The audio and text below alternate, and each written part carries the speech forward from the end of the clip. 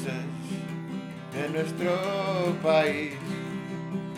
Vengan, escuchen todas las historias, historias de amor, love, aventuras, adventures, and all the bad things and good things that happen to the people of our place.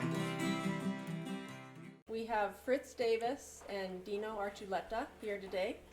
And I would like to thank the library and Sharon and her wonderful staff for hosting us here and helping make this happen. And Michael, who has helped to envision this, and he is our MC and our coordinator to invite and coordinate with our guests. I'm also grateful to the Lore Foundation for providing some financial support to help make this happen, and to Dan Kuhn and others. Wyman Edwards is recording for helping with the documentation of this. These kinds of projects take a lot of hands, a village, to make it all happen. And I'm Claire Cote with the Voices of the Northern Rio Grande project, and we're part of the local nonprofit Locology, and we're working on building a local archive here at the library and online, so these will become part of that archive here at the library and at questastories.org. So over to our MC and El Rey, Michael Rael. All ceremonies need a master. Anyway, thank you. And one thing that I wanted to add too is that we're going to start doing Mike Night, bringing whoever wants to come in and tell a story. We're going to start that January 24th, I think. And so I don't know what time yet, but we'll put it together. So if anybody wants to come in and give a story about their life, their family, whatever, that way we have everybody coming in together. So tonight, this afternoon, two of my dear friends, Santa Claus 1 and Santa Claus 2. Yeah, there we go. And I am really happy that they both said yes when I asked them to do. So we're going to try to do this, what was it, natural? Un natural. We'll be making it natural. At the natural. Till it goes sideways and gets out of control. Let's That's go who to knows that. what happens then. And since we will go age before beauty, Okay. well, we'll start with Mr. Fritz Davis, and tell us a little bit about your life, where from, the good stuff that people would like to listen to. Well, I've been living in Red River for last 37 years. I grew up in Kansas, Wichita primarily. Even though I was born on the Kansas-Nebraska border, we went to the big city to get me some learning. And after I graduated from high school and Friends University, a Quaker school, I went into all kinds of things, including the music business, because it was just as easy to fly to one coast as it was to the other, and Nashville was only about 700 miles away, and I could drive it in a day. It was a long drive, but we made it. I came to Red River because my body finally said I've had enough heat in the prairie. Got to the point where 110 during the day and 98 at night just wasn't cutting it. So, and I'd always loved Red River and northern New Mexico especially.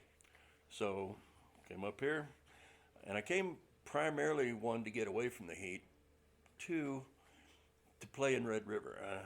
And specifically, I wanted to play at Chubby's Tavern. Good old Tubby. Well, I started coming up in this part of the country in about 1978. And one of the things I saw in those years before I moved here was Bill and Bonnie Hearn, Yes. who magnificent people who became great friends of mine. And also Mike Hearn, who I hold dear. And so I wanted to play for the people that were coming to Red River, for the visitors. I wanted to play for anybody that would listen. I had already had my shot at being rich and famous, and I am neither rich nor famous. That Infamous, didn't work out. maybe. Infamous. Yeah. So I wasn't trying to go anywhere. I wanted to be here, and the longer I'm here, the harder it is for me to go anywhere else. I love Taos. It's getting a little crazy. Traffic is nuts. Santa Fe's totally out of control. And Albuquerque, don't try and walk across the street there. Whatever you do, just don't do it because it's. But I've met so many wonderful people since I've moved here. Well, you guys, I'll classify you as wonderful at this point until something happens. Yeah. But it's been an interesting ride. You know, one of the things I learned in Nashville was you do what you do, and if people like that, great. From a man I worked at his radio station, he taught me that you give the public what they want, they'll give you what you want. And in my case, I decided to give love, since that's what music is. Music is love, as we know. So, I don't know. You got any questions, Miguel? Well, you know, mostly it's when we first got together, I don't know what, 20 years ago. No, I met you about a year after I moved here. Oh my God, that's a long time ago. It was a week. Yeah, and we've done music together Yeah. many times, and this is one of my heroes in music. I had two heroes, Fritz Davis and gentleman that passed away in Santa Fe. But man, it's like your style of entertainment. How did you come by it? Because it is so incredible. When I was 3 years old, my parents were going to a funeral, and they left me with a friend to babysit. So I spent my time out on the porch, and when somebody'd come walking down the street, I would start dancing and singing. And they started throwing pennies and nickels, and I thought, yep, That's it. here we go. And then when I was older, I saw Bob Wills and the Texas Playboys. Oh, and I have not wanted an honest job since. You know, and of course, music of all kind. I grew up with a love of everything. When I'm working, I was an editor of a newspaper for 29 years. When I was working, writing at that, I always listened to classical music because classical music brings very creative things out of me. And I had a wonderful music teacher in junior high school who turned me on to the Russian composers and that kind of music, period. And that just opened me up to all music, which actually my uncle had a radio show in Topeka, Kansas when he was probably 20 years old, before World War II. And he played everything. At that time, the categories were loose. It was either you liked it or you don't. And it was hillbilly music, or it was big band music, or it was, you know, whatever it was. There weren't really good labels like they've come up with now. I had a record exec in Nashville tell me one time, he said, the only reason we have labels is so we can put them on things and people can walk in the store and they don't have to think about it. They go, oh, I'm buying country, I'm buying rock and roll, I'm buying the blues, I'm buying whatever. That's the only reason labels exist. Right. And to this day, that's true. So I have always enjoyed all kinds of music, and that is reflected in what I play and the way I play it. I have great respect for those people who also do it for the right reason. And the right reason is not getting rich and famous. We already touched on that. It's the love and being able to share that with everybody around. Dino and I have talked, and I mean, he knows what I'm saying because he's in the same place. Yeah. Right. Now, don't misunderstand. We like it when we get money. Okay? Yeah. We like that, but that's not the reason we're there. You know. Well, one story I have to tell, and the gentleman that affects is here. We were in Walsenburg. You and I went to play, and you did On the Raton. And it was so incredible. It brought tears to a friend of ours. Because that's the first time he's heard you do it, but it would touch him so much. And this is, when you do some of the songs like Silver Wings, to me, you do the greatest version of Silver Wings ever. Period. There's not even a question about that. So you've touched so many people with your songs, and how you do your song. Your emotion behind each song is something that I am still trying to learn to do some of those. You do a pretty good job of it, Michael. You have always since I've known you, because you understand that this comes from inside. Yeah, you and can. as deep inside as you can get. Yep, You know, right. even the silliest of songs. And I've got some silly songs, but they're genuine because they're real. They express the songs I've written express who I am and what I've tried to get away with all my life. Which is getting people to listen to that and maybe get a smile or feel a little better about something or just have a good day. Yeah, well, that's what it's about to music. Yeah. Always. So let's turn over to Dino here a little bit. And Dino is one of the greatest storytellers I have ever met in my life. And because we went through some bad times now of this pandemic, I'm going to ask you to start with your grandfather's story of the Spanish flu that you talk about. You told that story before. And it is really sad, heartfelt, but I think that today's people need to learn that this is nothing new. Well, yeah, dying is nothing new, right? Well, we were kids, I was just, I don't know, 4 or 5 years old. Let me get past this choke up. I thought this was going to be a fun thing, Mike. Yeah. You know me. But anyway, we've been through this pandemic. Life has changed for all of us. We've become a lot closer and a lot more distant at the same time. But we're lucky, at the last century, the last pandemic we had, the Spanish influenza, my grandfather was just a teenager when that happened. And we were sitting at the table one day having lunch or breakfast. I don't know.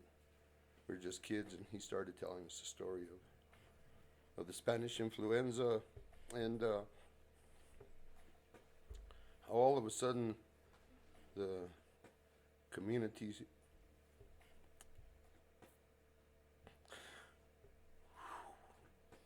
Yeah.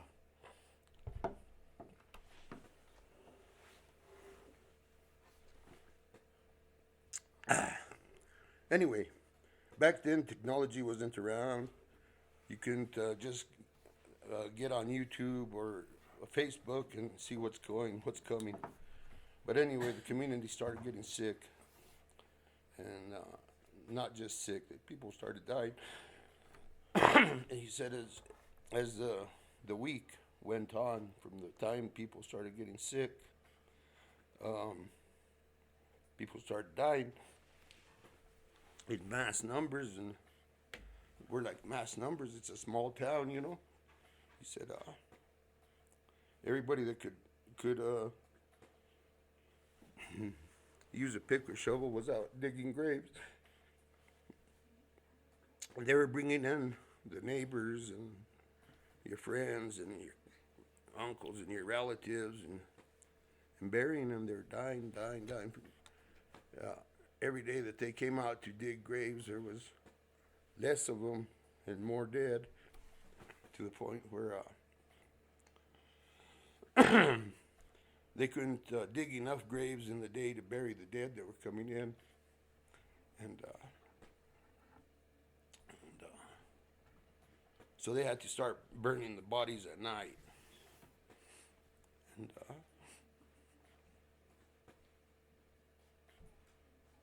but then what they could bury in the day, in the shallow graves, they would separate the bones and just put a little white cross. And so if you go to the cemetery in Cerro, there's a section of just little white crosses.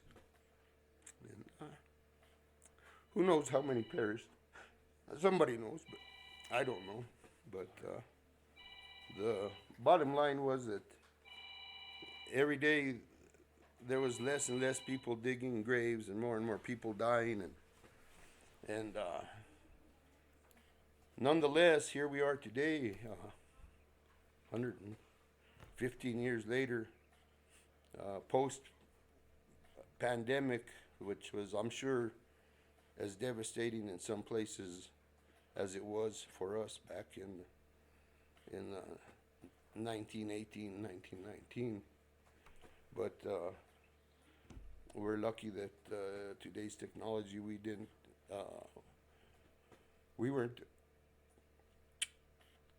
well, I can't say we weren't affected, because, I mean, everybody in this room had somebody they know that perished in our pandemic, but we didn't have the gruesome task of having to deal with them. Personally, burying your loved ones or burning them, dealing with that. Apparently, it was pretty devastating because just for me to bring this out is devastating to me. Yeah. And this is It's why 50 years or 55 years later, after I heard the story, it was in the back of my mind forever, probably, or subconsciously, but it came to fruition when we had a gathering out post-pandemic. Yeah. And here we were having a potluck, and I thought to myself, we were Mike and I were doing music and going to have a jolly old time post-pandemic, and I was sitting there, the story of the flying saucer that crashed on I-25 while I was coming down the road came to mind, and I thought, you know, that's a funny story, and the situation today is not a funny one, you know. So I thought, I want to pull this one out of the bag and see, put a crunch in the party here right before we drink that rice wine, you know. But anyway, that was a devastating story that was true to a lot of people in our community. And like I say, we still survived it. There's still the same Gallegos and the same Salazar people, the same Raels, the same people that were here then, the Quintanas, the Mascareñas, the Davises, the people that were our community then are still our community now today. because we're a strong people as the human race.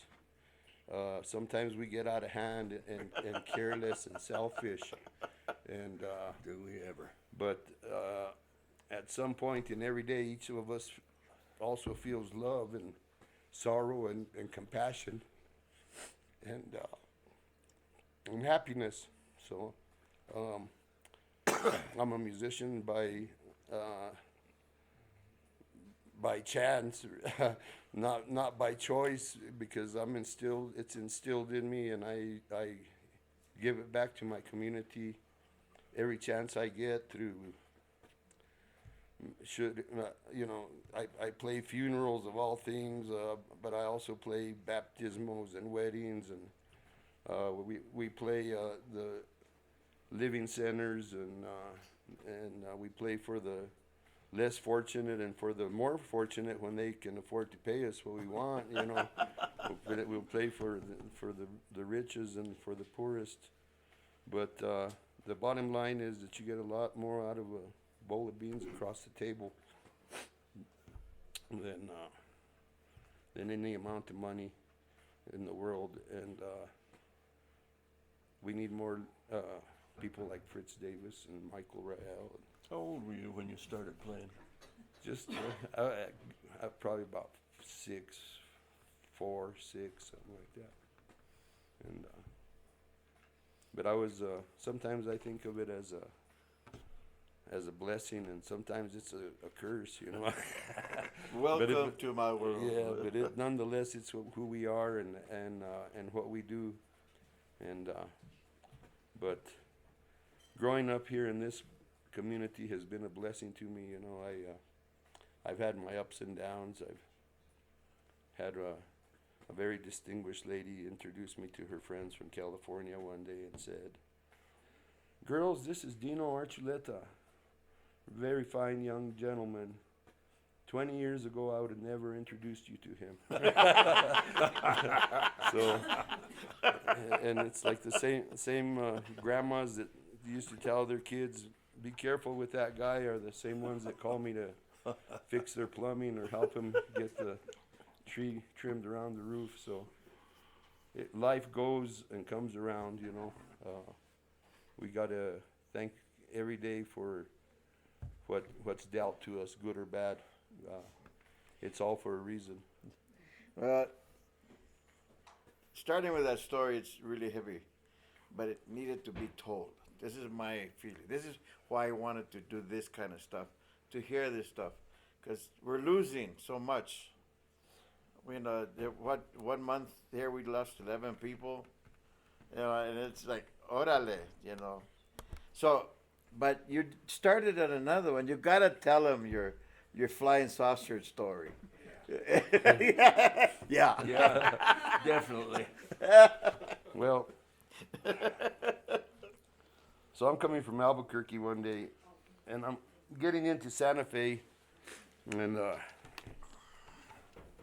the evening sun's hitting, and out of nowhere I seen this flying saucer comes flying through the shadows of the sun, and it startles me, this big old disc coming across, and it crash lands right before the road, rail runner. Yeah. Right in that area, big old cloud of dust comes up, and it flies up, and about that time, this gorilla comes flying next by me, standing next to a burro under a saguaro cactus, going like this, flying down the road, and the phone's ringing, and I answered, and it's my brother, and he says, "Hey, what's going on, brother?" I said, "I don't know, I just seen a flying saucer crash. A gorilla and a burro just passed me, holding on to a cactus, and the sun's hitting me in the eyes." He said, "I want some of whatever you're having," he told me. And well, it turned out that the Ford pickup going the other way had lost its hubcap, and the shadow made it look so big, you know, and it crashed. And about that time, this van passed with the trailer full of sculptures in the back going like that. So at the end of the trip, I pulled over into Santa Fe, and I thought, wow, I don't know how I'm going to tell anybody this story without them saying I'm on something. But anyways, that's what happened, and I was sticking to it. And the other story that you gotta tell is when you were bailed out in Vegas and you had to come home by yourself for Santa Claus. Oh yeah, well. They arrested Santa Claus? They arrested Santa Claus. That was a long time ago. That was when I was young and wild. Well, when I was about in my 40s, I was in my 30s, my 20s. Anyway, I was pretty rough growing up. Just remember statute of limitations. I Some might have things to. you may not I'm going to Okay. change all the names Always. to protect the guilty. Yeah. They say. But back in the day, you know, Fritz here labeled me one time in the Red River Miner. High country legend is back in town. So, anyway, with that said, I spent time in jail. I spent time in, I was pretty rough when I was growing You've up. lived through it. And Young and wild are synonymous. yeah, so I had been in jail for a while, and it was Christmas Eve, and we had all saved our fruit salad and bread, and we were making some hooch under the bed, celebrate Christmas. And Christmas Eve in the morning, the guard comes in and says, "Archuleta, pack it up." And everybody comes out of their cells and says, "What's going on? Nobody gets out on Christmas Eve." He said, you got about 15 minutes and everybody's going home, so if you're going, let's go. So I'd been in jail for about 3 months. All I had was jail clothes and nothing else. So they put me through the lost and found. I had a broken foot. I was a mess. Yeah. So they threw me out in Las Vegas. Sandoval County Jail is 5 miles out of Las Vegas on Christmas Eve. I got one shoe and a cast and a Bible and all my medical records and a shirt that's a little too small. Yeah. And I'm walking down the road. I couldn't get a hold of nobody. My cousin Norman, I got a hold of Norman. Well, I'm on my way. He said, I'll meet you where I meet you. So I'm walking to Las Vegas, and some lady picked me up and gave me a ride to the other end of town, make sure I didn't hang out there. I'm walking. Finally, this guy picks me up. He's a preacher, and he's going to do his sermon, Christmas Mass in Angel Fire. He gives me a ride all the way to Moran. He tells me, I see you got a Bible there. He says, well, looks like you've been reading it pretty well, pretty worn. I said, yeah, well, I've been in jail. Sob story. He said, well, I bet you haven't read the one Romans something 12 something, Gideon soldiers, and about the not everybody drank water out of the river, slurped it. A lot of them picked up the water with their hand and drank out of their hand. And those are the men that are the people that were the chosen Gideon soldiers, because they didn't take their eyes off of the surroundings or whatever. Well, I guess apparently he thought I was one of them, but I took my eyes off the surroundings, and somewhere in the story where we were talking, Norman passed by my ride. We got to Mora, and he pulls into the alleyway there that goes to Angel Fire through Guadalupita. That's where the alpacas run scared and the women run wild. Well, on that road, he pulled over and he said, well, before I leave you, he said, I'm going to give you, are you sure this is the story you want to tell? Well, is it keep it R-rated at least? He says, I'm going to give you something for your journey that's going to bring you up, but it's going to make you fall also. And he said, I'm going to give you a bookmarker for your Bible. And he gave me a $20 bill and dropped me off. And so I get back to the main road and go to the Allsups, and I'm sitting there, and I'm looking around, and I walk in, and I get me a hot link and Slits malt liquor, and I go back outside. I'm waiting for the ride to come by, no ride, and there's some guys across the street selling Christmas trees, and I eat my hot dog and drink my beer, and 4 months in jail, the Slits malt liquor,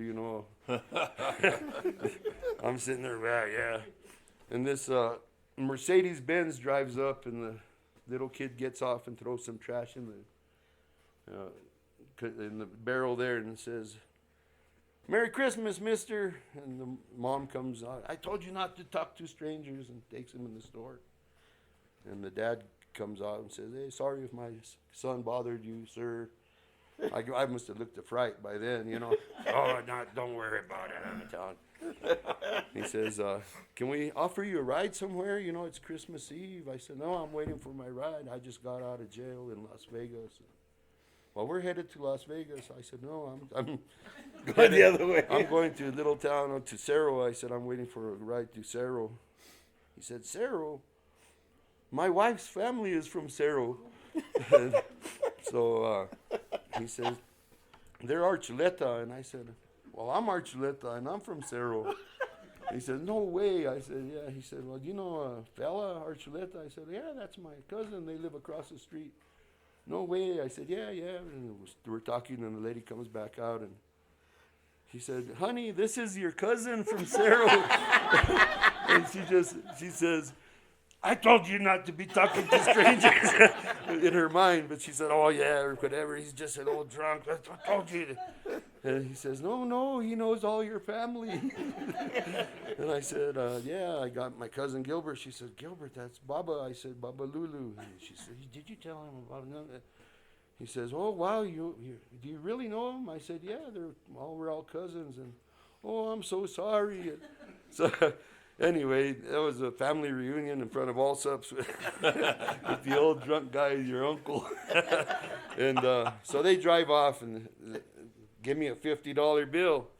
Anyway, so I'm sitting there and it's getting darker, and the guys across the street throw the Christmas trees in the arroyo. You know, I guess it's tradition. If they don't sell by 7 o'clock, they're in the ditch.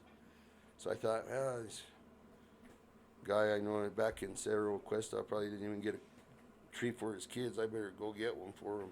So I walked across. I'm in Mora, mind you, walking home. I go across the street and drag a tree out of the ditch and go back standing by the ice machine. And finally, here comes my cousin Norman. Preem, and where have you been? I went all the way to Las Vegas and back. I've been looking for you. I said, I've been waiting. I don't know. You're drunk. What's wrong with you? Oh, he scolded me all the way home. I said, well, I got to take this tree. Where are you going to take a Christmas tree? Well, if I go, the tree goes. So I got home anyway. The next day, I show up at the restaurant in Cerro. Come to find out that I said I was going to change the name. So Jackson Brown and Jackie Telly for the Savalas late Jackie. signed the petition to get me out of jail because I had been Santa Claus in Cerro for 18 years consecutively, and how could you have Santa Claus in jail? And apparently, they had a little influence because they got me out of jail. But anyway, Bailed out Santa. I've not heard of that before. and so I made it to Cerro. I was Santa Claus, and needless to say, everybody I ran into that Christmas was sad and crying because I had been in jail for all this time, and my parents had aged, and everybody around me had aged, and my house was falling apart, and that was about the time I seen the light and came back to earth on my. That's when you came to see me with the suspended license. Yeah, my journey back to life, So I had to turn a new leaf. But anyway, that was my story of Santa Claus being released on Christmas Eve. Oh, That's a great story, though. That's another one that should, has to be out there in the archives. well, I'm amazed. I mean, you've got a wonderful library here, but I'm so surprised that you haven't had a museum before now, because the history of this community is spectacular. Yes. And it's disappearing, as we well know.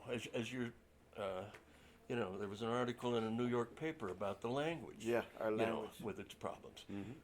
These stories like this, they need to be passed on. We've got books and we've got this and we've got modern ways to do it, but they still need to be passed on with the oral tradition. And this is a form of the oral tradition. Right. But, we can't let those stories drift off into the dusty corridors like so many times. In Red River, we've got big holes in our history. We've only been there 130 years. Of course, the valley is much older, and there's been a lot more history there. But there are so many holes in our history, and I'm a history buff. I was president of the Historical Society for years. And the thing is, the kids don't know this. Yeah. And all they know is what they know now, what they see, what they hear, or if they're lucky, they got a grandfather like Dino had. And I was lucky that way when I was a kid. I had a real great understanding of where I kind of came from and what was going on. And of course, later in years, you get really silly about that stuff and want to know more and find out things that you probably could have done without finding out. Exactly. But not really, because it all comes up to who we are and what we are. And, all that you've gone through, I think you're a pretty good guy. I think, For the most part. I think you were a pretty good guy when you were back then, too. You just kind of, things wander. The road gets bumpy and we bounce. That's right. And I'm not even going to go into how many times I bounced or how. So this is a direct appeal to the people of Questa, to the state of New Mexico, to the federal government when they get off their butt in Washington and get back to doing business. Questa needs a historic museum, a historical society, if you will, to keep these tales out there. Because the wealth, it's a wealth. Yeah. And it needs to be done. So, this is a guy who lives up the mountain. And by the way, our communities have been intertwined right from the beginning when we One can't started. survive without the other. One of the most interesting stories I found was in about 1911. This guy went on a rampage and he was drunk and the local justice of the peace was trying to talk him down, and the guy shot him, and he wouldn't let anybody near him, so the guy bled out and died. But eventually the guy passed out. They got him, took him, and they said, we're going to have Marshal or Sheriff Bustamante come. I don't know if any of you are familiar with that man's name. His name struck fear into the heart of the drunken killer, because Bustamante was known as a man of law, and the law was important, and no one was above it. Right from the beginning, our communities have just been interlocked, and a lot of people don't want to see that, but now more than ever, we need to work together. We need to talk together. We need to. I love what is going on in Questa with this type of thing. With the newspaper, with the, all of that is just excellent. And it's the kind of thing that if we're going to deal with the future as it's coming, and it's already here, we got to all be together. We got to work together. We got to stay together. Because we could get run over by things that we have no control over. But I'm always an idiot because I'm always hopeful. Well, that's the only thing we got sometimes is hope. You're talking about stories that my great-grandfather was a judge, and he had warrant out for a guy that ran up to Red River, and he holed up in a cabin, and every time they tried to go get him, he would shoot at the people, so they came back to Questa and said, "What do we do, man?" It's like he goes to the back of his house, gets 3 sticks of dynamite. Why he has dynamite, I don't know. He says, just go put it behind, just go around the back and tell him, if you don't give up, you're going to light those sticks of dynamite.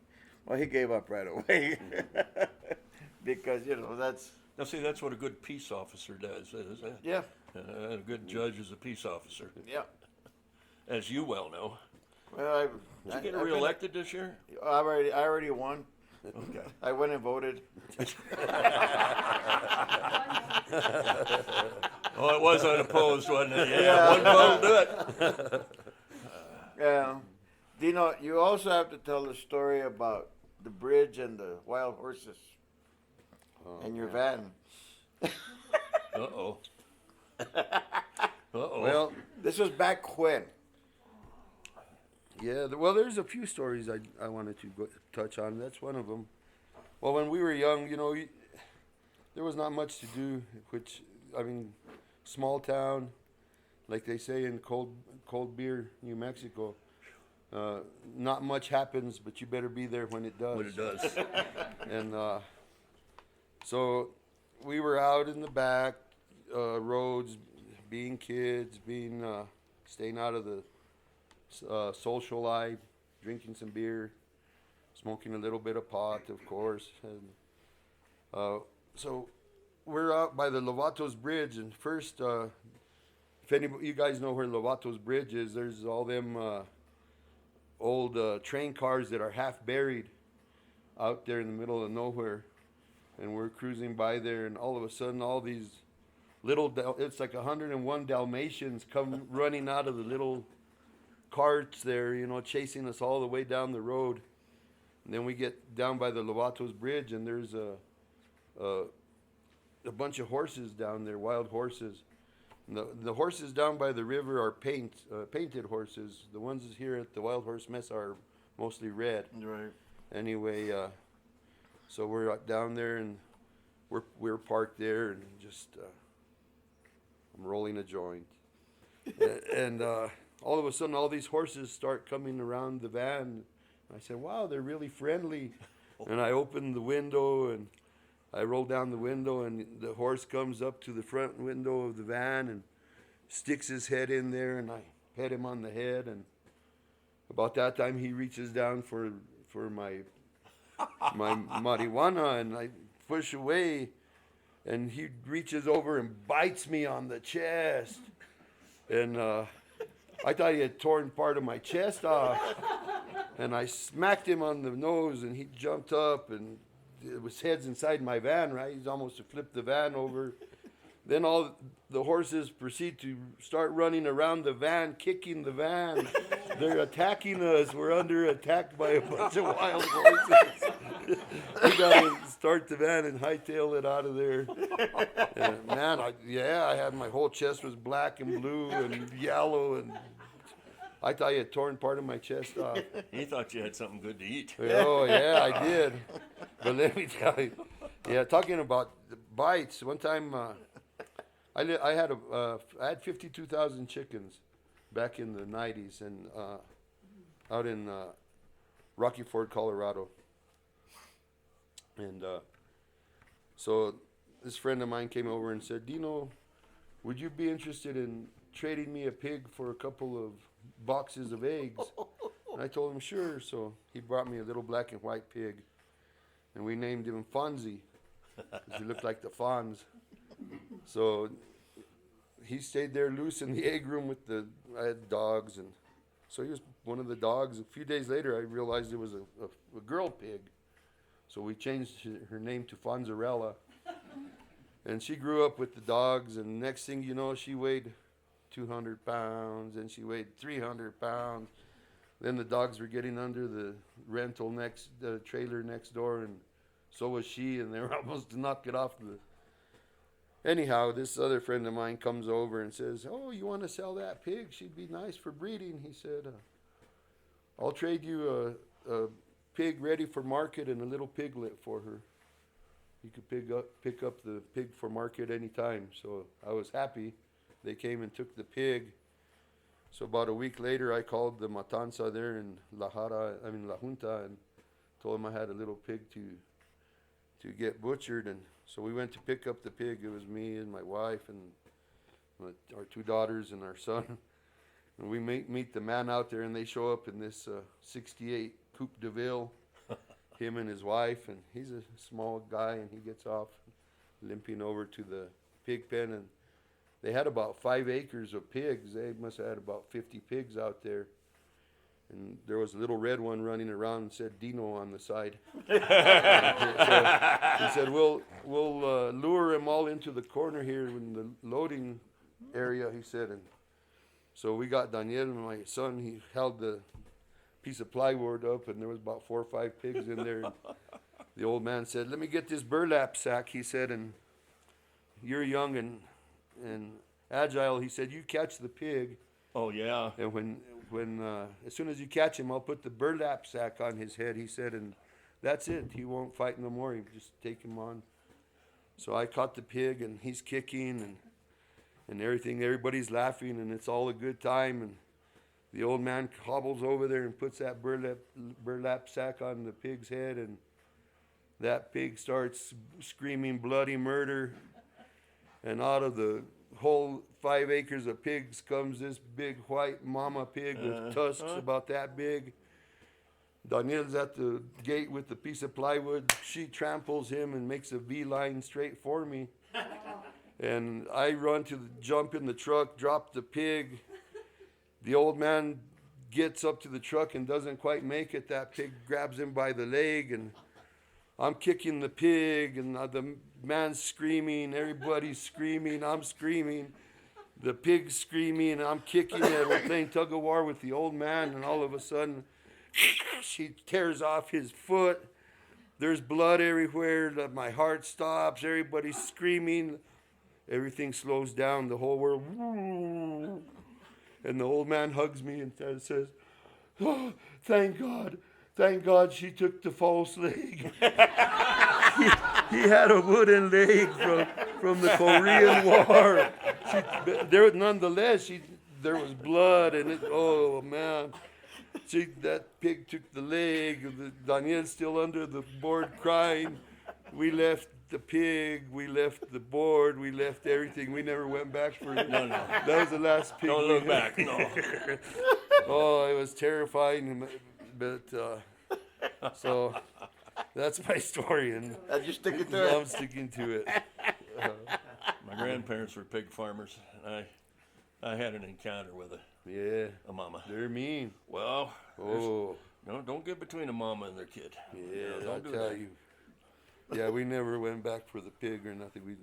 Well, plus he lied to you. Once you got the pig in the sack, it didn't just calm down. Yeah, No. that's started up the flame. Boy, but yeah, everybody's screaming, and then all of a sudden he said, "Oh, gracias, Dios, que se llevó la postiza." Oh, man, that was a pretty scary moment. No kidding. Yeah. And you've got so many more. Why don't you regale us with one more story? Bigfoot. Huh? Bigfoot. Oh, Bigfoot. Oh, you got a Bigfoot story? Actually, I do. Funny you should mention that. No, it's a true story.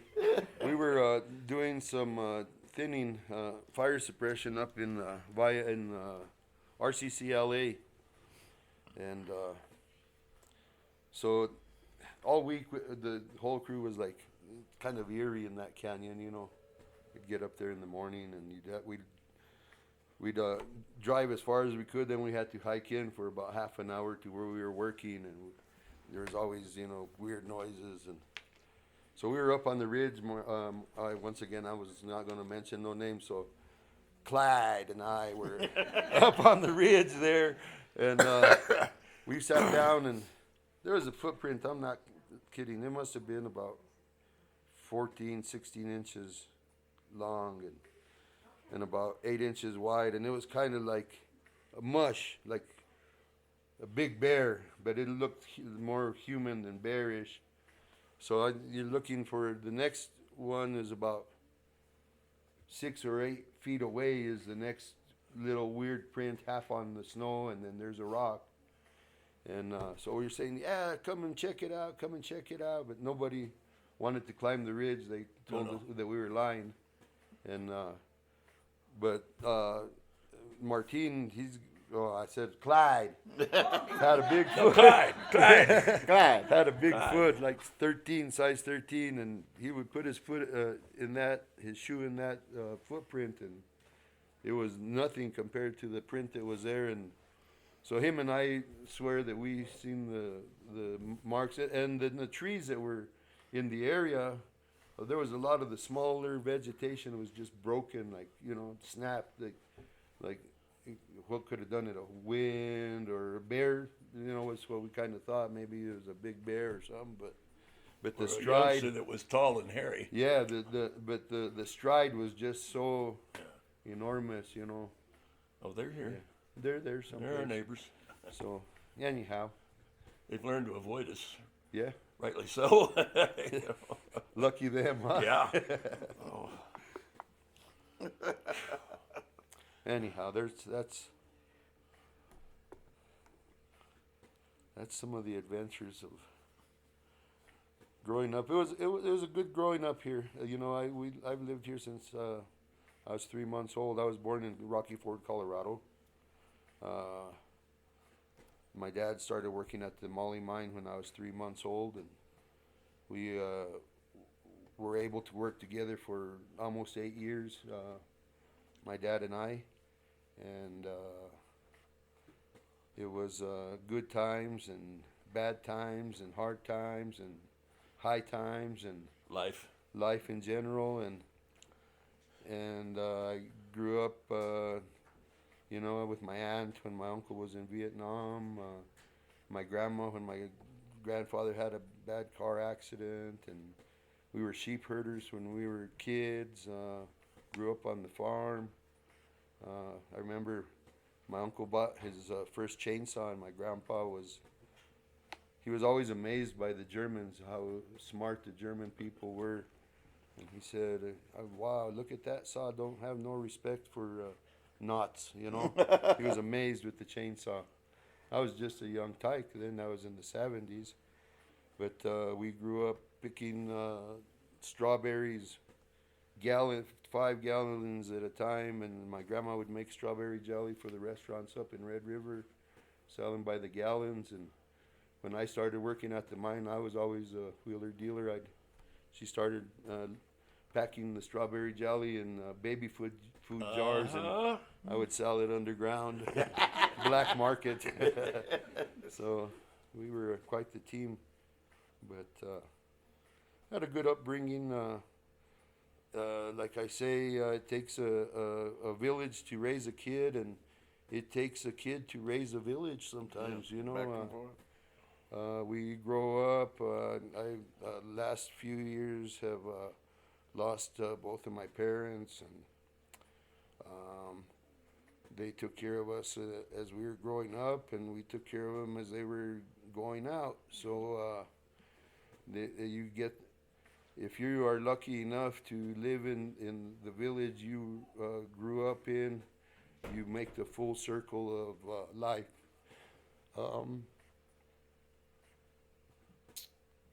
From being born into it and helping people out of it, right down to the health and playing at their funerals, feeding the community when the loved ones are gone, and paying respects to all the people in your community as they perish, because too many don't get to do that. You need to tell a story about playing in San Luis, that you were kind of hesitant to play at a church in San Luis. Well, I once played the Lamb of God twice in one mass. By mistake. But, Yeah, by mistake. yeah, the father told me at the end, well, I guess better 2 lambs than 1. No, but yeah, I did a funeral mass in San Luis. It was really tough. A friend of mine, they asked me if I would play at the funeral, which you go and you play at the graveside, and but when I got there, I had to do the mass, and it was just I was the only one in the band section, and a packed house, and no idea what the hell I was doing there. But I pulled it off somehow, and it was a success. You know, nobody threw rocks at me, and Or Bibles. and everybody said I did a good job. So you know, it's when, like you say, Fritz, when music comes from the heart, you can't miss. Yeah, can't miss. And, Can't miss. There's also the trick that you've known all your life, which is if you forgot the words or something happens, you just keep going, because nobody knows but you, yeah. unless it's so catastrophic that everybody says, what was that? What happened? Yeah. And they do. No, you just keep going. But Well, that's the key to all of it. I You know, learned we ear- keep going, my friend. I learned early on when I'd pull out the guitar anywhere I was at. Everybody would say, "Oh, play a song, one more," and then more. after a while they'd be saying, "No more, no more, please." They would ask for a solo. Solo, nobody can hear you. Yeah, solo, nobody can hear you. That's right. Well, that's, yes.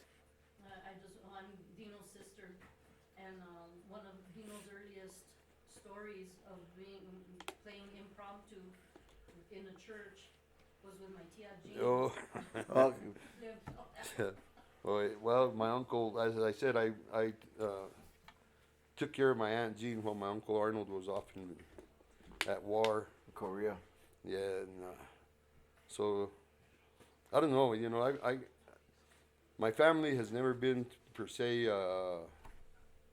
very religious as far as you got to go to mass and this and that.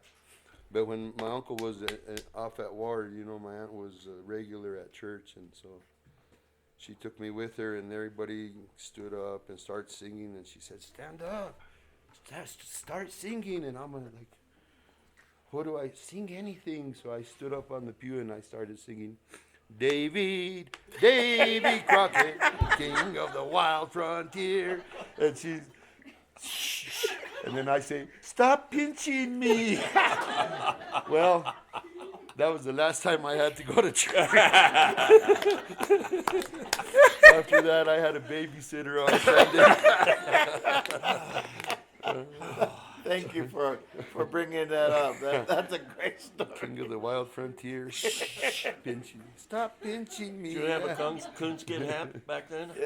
No, but you know, one time at the Skylark, I walked in and nobody was around, so I looked at all the rifles, and I got home with a 30-06, and I never had an ass whooping that bad in my whole life since. I had to go and return the damn thing. That was also at my Aunt Jean's.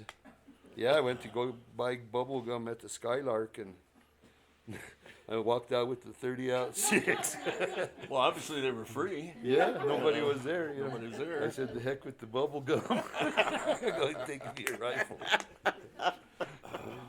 Oh. Or my aunt, we used to have ridiculous parties when we were, you know, in our 20s, and we were having this big old bash. The cars were lined up and down the road, and the music was blaring, and my aunt comes in with her curlers and her fuzzy slippers and a 30-30, and everybody's hitting the door and the window, and she says, "Cabrones, I'm tired of all this party. Tonight I'm going to kill some son of a gun. I don't care if I go to jail." She put the bullet in the rifle and it'd fall out the other end. And I was telling her, "Tia, no, I'm going to kill someone. I'm tired of it." She put more bullets, and they were all, she was putting 22 shells in the 30-30. But everybody left. Yeah, They got the the message. party was over right then and there. Oh, that's. Does anybody have any questions for either one of these gents? Well, anything more about childhood? Did you ride bikes around, or did you have bikes or horses? We did. We had. We used to race. You'd find the nicest piece of wood you could find, and we'd have boat races down the ditch. You know. Or we'd say, "We're going swimming." We couldn't go swimming till after the 24th of June, which was El Día de San Juan. You couldn't get in the water because the water would sting you. You'd get sick. So you'd have to wait till after the 24th of June to jump in the water. Why would that happen? Why would Just, I don't know if it's an old wives' tale or if there was any truth, but they would say that this water would get you sick before the Dia de San Juan. St. John's Day is the 24th of June, so you weren't allowed. But after that, you couldn't get us out of the ditch, and we would say, "We're going swimming." Little did we know that we were just splashing around in the ditch, you know. But it was nice and cool. Yeah, it was nice and it felt fresh good. and nice. You know, we had a good childhood. I remember everybody would go for wood, and the kids, and we'd stay home at my grandma's, and we'd dig dirt, sand, grass clogs out of the ditch and throw them on the roof and patch up the roof with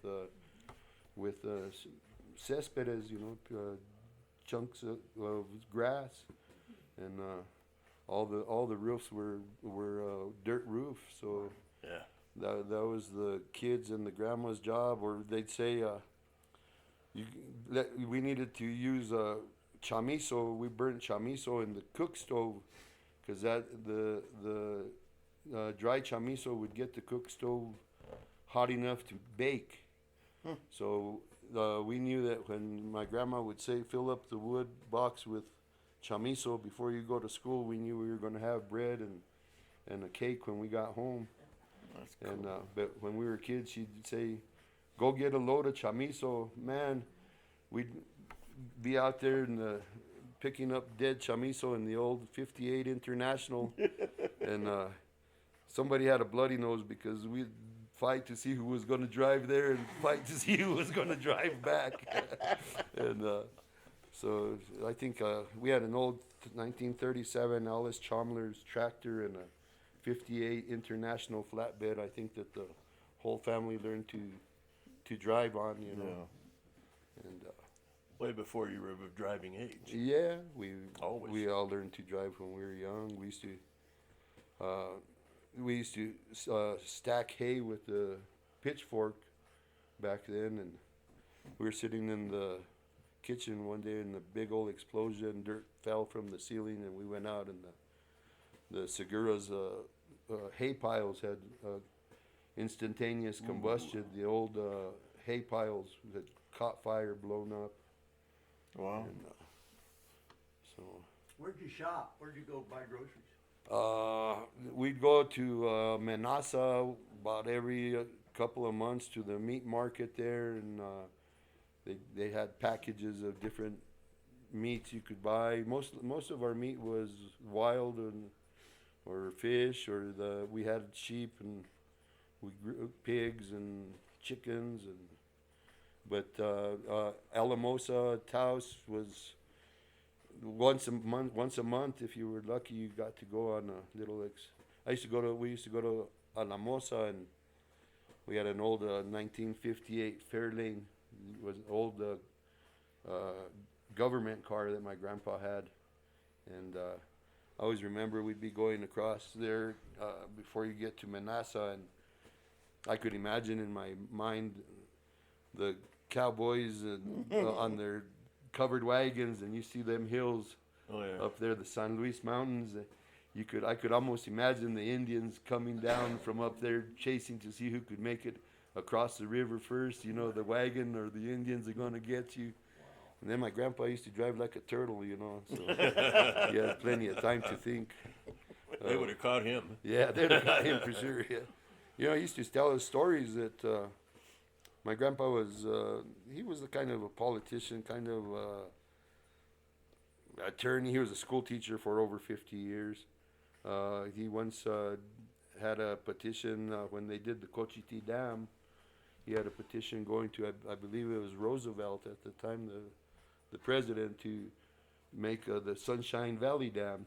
They wanted to dam up the Rio Grande here and flood out to Jaroso in that area, but they chose to do it in Cochiti instead. So there was a proclamation going to make the dam here when they built the Cochiti.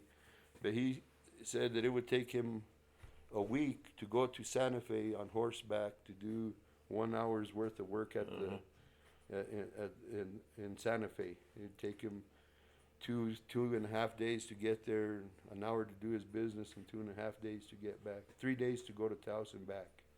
Wow. Back in the day by horse, you know, he'd camp outside of Taos, and then he'd camp up on the Garrapata on the way home.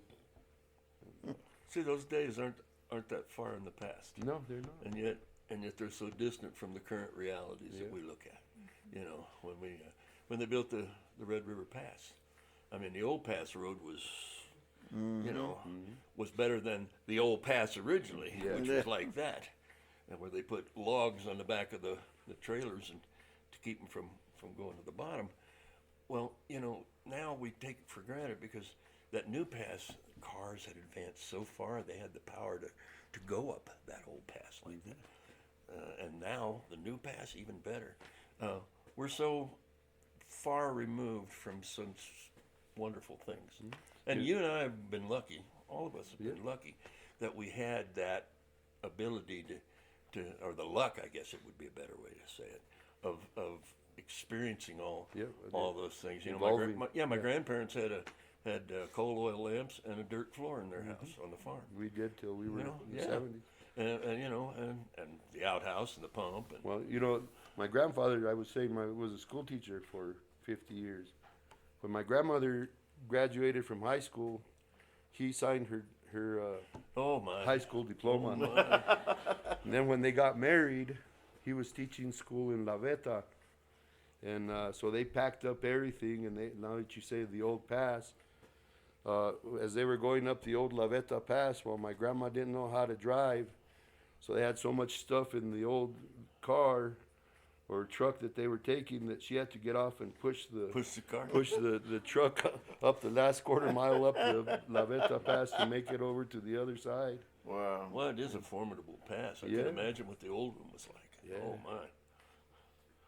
So You guys grew cherries, but strawberries, but what else? strawberries, well, we had a big garden. My grandma always she had cosmos and marigolds all the way around. We had about probably always over a acre, 2 acres of we had cauliflower, corn, squash, pickles, cheese, just peas, you name it, and we canned everything. And because my grandma made jelly, people would bring her fruit from everywhere, boxes of fruits and jars, and Yeah.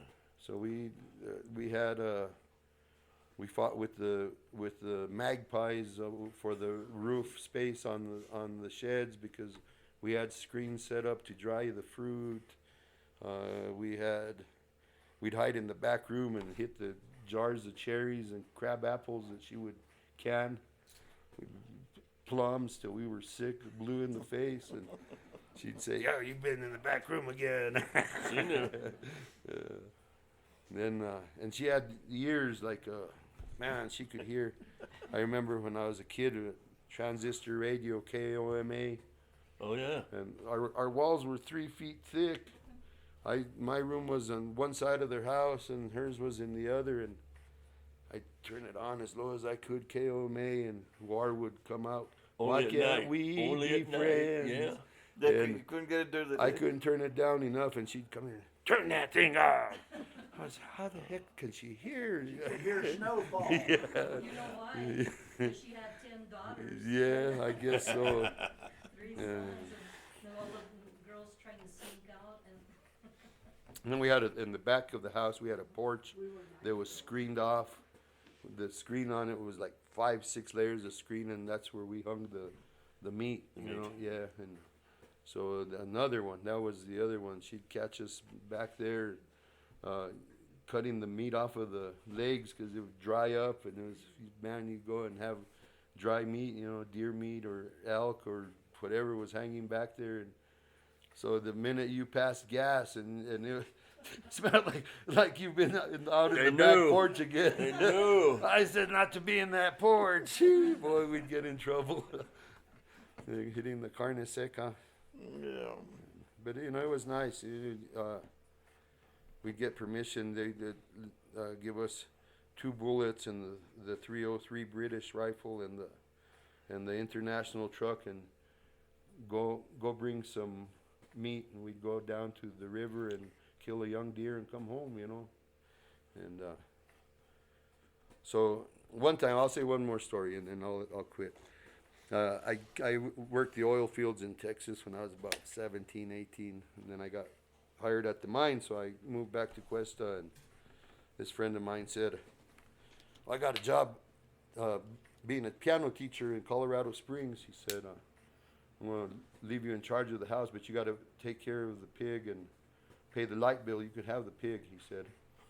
And he had a little pig. I named him Porker. But he lived in the front yard, but he built the pen out of adobe. So before you knew it, the pig was loose and raising cane up and down the neighborhood. And then I moved back in with my grandma, and I took the pig with me. And so come the spring, the pig was ready for the butchering, you know. And my grandma kept telling me every day, Ramon, me mata he marrano hoy. I want you to kill that pig today. She told me about a week went by, and oh, Grandma, I'm working graveyard this week, or oh, I don't have no help, and I want you to kill that pig. He's gonna be too big, you know. And so I came home one day in the morning from graveyard, and I opened the refrigerator, and I said, Grandma, there's no chili. She said, what am I going to make chili out of, wind? She said, by the time the sun goes down, pa cuando raya el sol, she said, by the time that sun goes down today, that pig better be dead or you're going to go back and live with him in Questa again. So I had to contract my uncle and my neighbor and my cousin Frank to come and help me butcher the pig. But, You had no choice. no choice. He was a good old guy, though. The pig? Yeah, Porker was his name. Dino, what was the name of your grandma and your grandpa? My grandma was Clorinda Gallegos, and my grandpa's name was Hiblas Gallegos. They were pretty cool cats. Yeah. Do you have a lot of friends? I have more friends than enemies, that's for sure. Very few enemies, maybe one. But no, I have a lot of friends. There Yeah. are a lot of kids your age. around. We ran amok when we were young. It was a great childhood. When you said about bicycles, they were working on Buena Vista Road. It used to be just an old trail. They had piles and piles of dirt on the side of the road up and down, and this was like in the early 70s. All our parents were working at the mine. Everybody had a new bike, and I had these old Schwinn's. I still have an old Schwinn that I had when I was a kid. And so they bought us, I had a Hiawatha 10-speed, and my sister Denise there, they bought her one of them little pink Stingrays with the banana seat, and I took it for a spin, and I got going as fast as I could from our house down to my grandma's, which was about a good over a quarter mile, as fast as I could, and I hit the biggest hill on the side of the road, and when I flew over the top, everybody had their bicycles in a circle. All the neighborhood, Vincent and Michael Ortega and Jimmy, and the whole neighborhood was there in a circle, and I came flying over the edge right into the bicycles, man, and I bounced, and the bike bounced, and I couldn't catch. That was the most spectacular jump anybody had ever seen.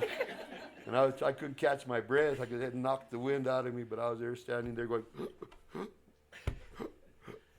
And you knew your sister was not going to be happy with what She you did to the bike. She wasn't when I took the bike over. The little fringes. But if she would have seen that fly, she'd have been proud of it. I remember old Michael Ortega was mad at me for a long time because I bent the rim on his bicycle. Probably with my ribs. Well, I want to thank you guys. I think they did a great job, and I want to thank all of you folks for being here. I want to remind you that we're going to do open mic on January 24th. David Cisneros and young lady be here next month. We got going, and if we have more people interested, that please let us know, because if we need to do this twice a month, we'll do it 3 times, whatever it takes. But the whole thing comes down to is we need to keep this going. So thank you guys. Thank you, I Mike. appreciate you guys very much. Yes. Michael, if they are homebound, like now Berlinda Trujillo, there's a beautiful story of her in the Questa paper this month, Yeah. that she's homebound and she has so many stories. Yeah. Well, we're already working on that. We did do a interview I with, saw it, with I saw yeah, it. and so we have a few videos and like about an hour and a half. She wants to talk about when she worked at the post office. We did ask her some. Yeah. There's some good. She said she wasn't feeling very well. Okay, maybe we can do part 2. 96. Tiene. Okay. Berlinda's 96. We did a lot of this in Red River years ago when we had the Centennial. Yeah. Our old timers like Winnie Hamilton and Tilly Simeon, Bob Prunty, Lester Lewis, John Brandenburg. Oh gosh, and a slew of more. And here we're sitting in their spot. We are, but it is so precious that we have those. Yes, right. To look back on and go, hey, Yeah. you know, some of them are on the internet right now. because, oh gosh, what was his name? I can't remember. He's put out the book about Red River. Rainbows and Echoes, I think it's called. Not Snappy Smith. Yeah. Anyway, those stories are precious. So, come, tell your stories. Tell Yeah, your please do. stories. I had one more question for you. I don't know if you remember, I guess back in the day, Red River, a lot of people kind of well known would come there. Yep. The Jerry Jeff Walkers and the, Well, the whole scene up there was the scene out of Austin and Dallas before it became famous and became known as Music City. Guys like Ray Hubbard, Wayne Kidd, and Rick Fowler touched that all off with a place called the Outpost. And all of their friends that they had gone to school with, literally, like Murphy, the song Wildfire, which is 50 years old this year, actually was sung in that place 5 years before it was recorded and became a hit, and was sung the whole time. And over the course of time, the number of people that have been up there, the music heritage is incredible. We have a bridge called the Bridge Across Forever, and it's located down by the Y, and it's dedicated to the musicians and the music of Red River and the people who've made that happen. So far, we have Eddie Lee Bullington on there, he was the first one on the bridge. And then this last 2 years, Three Faces West, the guys I named, Bill and Bonnie Hearn are on the bridge now. Michael Markham Murphy is on the bridge now, because the music has been such an integral part of that. But also, someday Michael might be on the bridge because he actually consented to come up and play occasionally in Red River. I couldn't get him up there enough. You need to be on the we could bridge tie someday. them to the bridge. We could, and that's and low because he'll like the water. It's nice, but the music up there has been spectacular, and I've been honored to be a part of that. Did you And play with a lot of those guys? I did. All of them. Yeah, With Yeah. all of us. all of them. Yeah, everybody. This guy is one of the saltiest bass players you will ever meet. And when I discovered that, it was like, oh, a light went on. Hallelujah. Because I knew Dino was a musician, but playing with him, oh, that was a treat. I don't know how many times I've played with Michael. We've done things that maybe we shouldn't talk about, but We did him. we did them. And again, like Dino said, nobody threw anything, and the check didn't bounce. And that's a criteria for what we do. Yeah. You guys, you were framed. Yeah, we were framed. Fritz, when did Definitely. you come to Red River? Well, I first came up here in about 1978 or 9. On vacation. My wife was a stained glass artist, and we were looking at Taos and Santa Fe in the art market. But she had been up here earlier, climbed the Palisades with a friend of hers. So we came up and we went to Red River. Well, it was like, hey, I like this place. And also had the good fortune to see Murphy live in the Motherlode Saloon, and did a great show. And of course, I was a fan of his music before that, and it's been a joy to get to know Michael, and I've always been a supporter of his. But we decided that every year on vacation we go, where will we go? Well, we're going to go to Seattle, or we're going to go to British Columbia, or we're going to go to Florida. But we kept winding up coming here instead for summer vacation. And it got harder and harder to leave.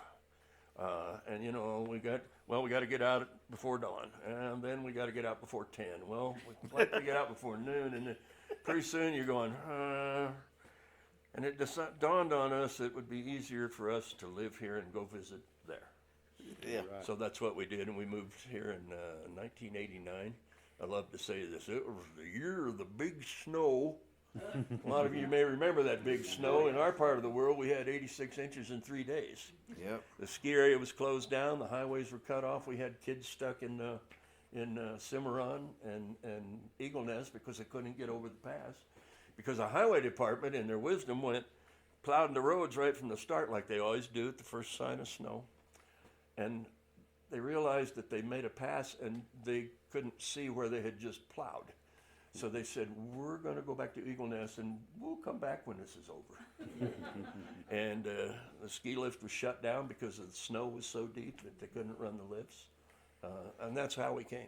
There were 10-foot piles of snow in the road clear up into July. It was amazing. Yeah, it was fun. So that was a great time. And of course, I was also still working in Kansas. I was in artist in education with the Kansas Arts Commission. And I got to travel all over the state playing folk music. And again, playing music to kids in schools primarily because a lot of times the only music they heard was rap or something like that on the way to school. And I said, let's get the folk music going. And did that and kept that up for several years. But Red River was the place, and then I met Michael. Oh my. Yeah. Yeah.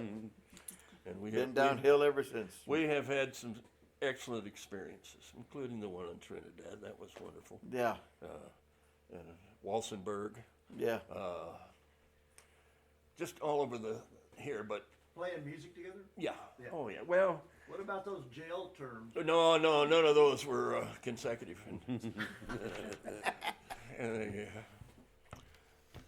They've all expired anyway, so Yeah. we've just had fun and had a good time. And I've been blessed to get to know so many wonderful people down here. I'm looking at Jimmy Baca right back there. He and I, Jimmy Baca and I played many years in Red River for the Mardi Gras. He was Jimmy Lejeune, bass player. Cajun bass player. The money was good and we had fun. And all the people that I've got to know, playing with Dino. I mean, it's just been fun. It's been a grand experience, and I'm glad we're able to do things like this and share with the people that, again, like I say, we're one community. That's right. And we will We're a continue. big happy family.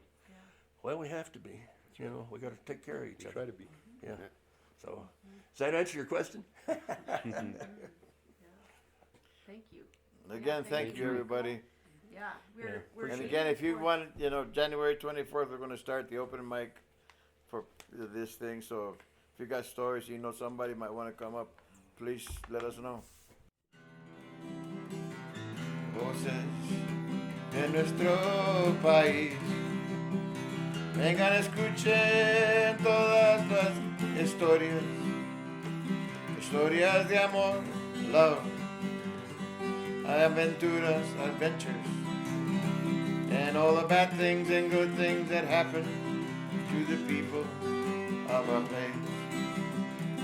You have listened to the stories. Vayan y digan a todos que vengan a escuchar las historias de nuestro país.